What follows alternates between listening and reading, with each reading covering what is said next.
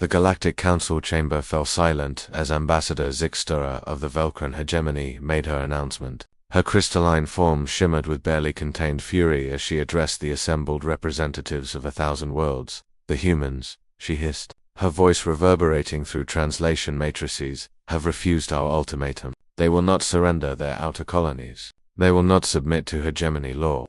Claire sat in the observation deck above, her fingers gripping the railing until her knuckles turned white. She was Velcran nobility, third daughter of the High Matriarch, and she had just volunteered for what might be the most dangerous mission of her life. I will go, she had told her mother that morning. I will marry one of their diplomats, create a bond between our species, prevent this war. The Velcran had conquered 47 species in the last millennium. They had never met a species that said no not until humanity stumbled onto the galactic stage with their primitive fusion drives and their incomprehensible stubbornness. 2 weeks later, Claire found herself on Earth, in a city called Geneva, standing across from the human designated as her future husband. His name was Hunter, and he looked nothing like the warrior she'd expected. He was tall but lean, with dark hair and eyes that held something her species had long ago evolved past genuine warmth. I know this isn't what either of us wanted, Hunter said, his voice surprisingly gentle. He spoke perfect Velcran, which startled her, but I promised to make this as bearable as possible. You learnt my language, Claire said, her bioluminescent patterns flickering with surprise. Seemed like the polite thing to do, Hunter replied with a slight smile. You're giving up your world for ours. The least I could do was meet you halfway. The wedding was a simple affair, a blending of human and Velcran traditions. Claire expected it to be a cold political arrangement, but Hunter treated her with respect, even kindness. He showed her Earther mountains, the oceans, the sprawling cities that seemed so chaotic compared to Velcran's ordered spires. Why do you resist the hegemony? She asked him one evening as they watched the sunset from his apartment balcony. You could have peace, prosperity, order. Hunter was quiet for a long moment. At what cost, Claire? We've been down that road before, on our own world. Every time someone promised order and prosperity in exchange for freedom, it ended in blood. We'd rather die free than live as someone else's subjects. That's irrational, she said, but her voice lacked conviction. Maybe, Hunter agreed, but it's who we are. 3 months into their marriage, the hegemony's patience ran out. A fleet of 200 warships entered human space, led by Claire's own mother. The message was clear: submit or be destroyed. Claire was in the apartment when Hunter received the emergency summons. She watched him check his personal data pad, saw his expression shift from calm to something harder, colder. I have to go, he said simply. Go where? Hunter.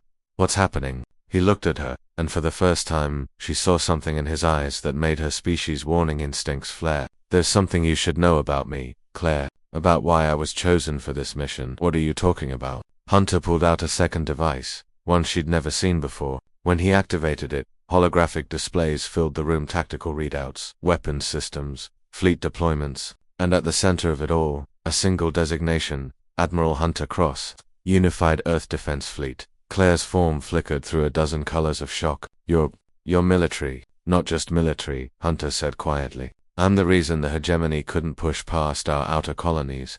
I'm the one who designed the tactics that destroyed 3 of their scout fleets. I'm the human your people feared most. But the peace talks, our marriage, was real, Claire. Is real. Hunter moved closer, his expression earnest. I volunteered for this because I believed in it, because I hoped that if we could find common ground as individuals, maybe our species could too. But your mother just crossed the Sol system boundary with a war fleet. I can't let that stand. Claire felt her world tilting. If you fight them, they'll destroy you. 200 ships, Hunter, the most advanced fleet in the galaxy. I know, he said simply. That's why I need to go now. Every minute counts. Let me come with you. He shook his head. Too dangerous.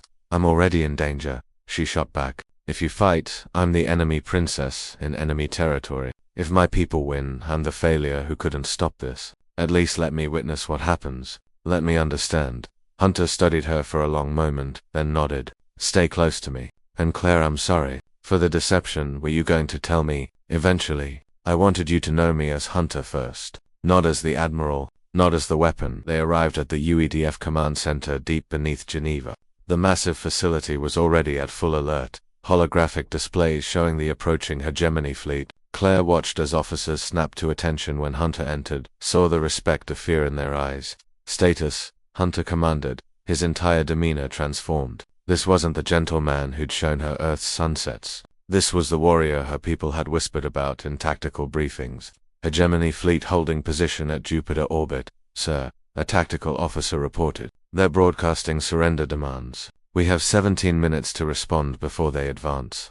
Hunter pulled up a tactical display, his fingers dancing across holographic controls. Claire watched in fascination as he manipulated fleet positions, weapon systems, defensive grids, all with the ease of a master artist. They're using the Velcran standard formation, Claire said quietly, recognizing the pattern. It's unbreakable. 47 species have tried. 47 species fought the way the hegemony expected them to, Hunter replied. He zoomed in on a section of the formation. What do you see here? Claire studied it. The vanguard, heavy shields, interlocking fields. Nothing can penetrate it. Nothing that tries to penetrate it, Hunter corrected. He pulled up another display. 3 months ago, while I was learning Velcran cuisine and teaching you to appreciate coffee, I was also analyzing every piece of data we had on hegemony tactics. Do you know what I learned? Well, that your people have been winning the same way for so long. You've forgotten how to adapt. His fingers flew across the controls. Your formation is perfect for fighting conventional warfare, but humans stopped fighting conventionally about 3 centuries ago. He activated the COM system. All ships, this is Admiral Cross. Execute Protocol Thermopylae. I repeat, execute Protocol Thermopylae. Claire watched as Earth's defense fleet, smaller, supposedly inferior, began moving in patterns that made no sense to her military training. Ships scattered, broke formation, positioned themselves in seemingly random positions. Hunter, what are you doing? You need cohesion. I need chaos. He interrupted. Because chaos is what humans do best. The hegemony fleet advanced, confident in their overwhelming superiority, and then Hunter pressed a single button. What happened next would be analyzed by military academies for generations. Earth's ships didn't engage directly. Instead, they had seeded Jupiter's orbit with thousands of microdrones, each no larger than a human fist. As the hegemony fleet advanced through them, the drones activated not as weapons, but as electromagnetic pulse generators. The Velcran formation, with its interlocking shields and coordinated systems, became its own worst enemy. The cascading M interference rippled through their network, not destroying ships but blind them, disrupting their coordination. And then Earth's fleet struck not at the strongest points, but at the gaps created by confusion, not with overwhelming force, but with precision and speed. This isn't possible, Claire whispered, watching her mother's flagship spin helplessly as its navigational systems rebooted. It's very possible, Hunter said quietly. We've been the underdogs for our entire history, Claire. We've learned to win against bigger, stronger opponents. Because we don't fight fair, we fight smart. Within an hour it was over. Not a single hegemony ship had been destroyed, but all were disabled, drifting, helpless. Hunter had proven his point without significant bloodshed. You could destroy them, Claire said. Right now, end the hegemony's power forever. I could, Hunter agreed, but that would make us conquerors, and we didn't fight for the right to conquer, we fought for the right to be left alone. He opened a channel to the hegemony flagship. Ambassador Zykstar, this is Admiral Hunter Cross. Your fleet is disabled but intact. I'm sending rescue teams to assist with repairs. When your systems are restored, you'll be free to leave. But understand this: humanity doesn't want war, but we will end any war brought to us. The choice is yours. Claire looked at her husband, truly saw him for the first time, not as a human, not as an admiral, but as something more complex than her species had ever understood. You are the power they feared, she said softly, but not because you're destructive, because you're adaptable, unpredictable, human. Hunter took her hand. We're also capable of mercy, of love, of building bridges instead of walls.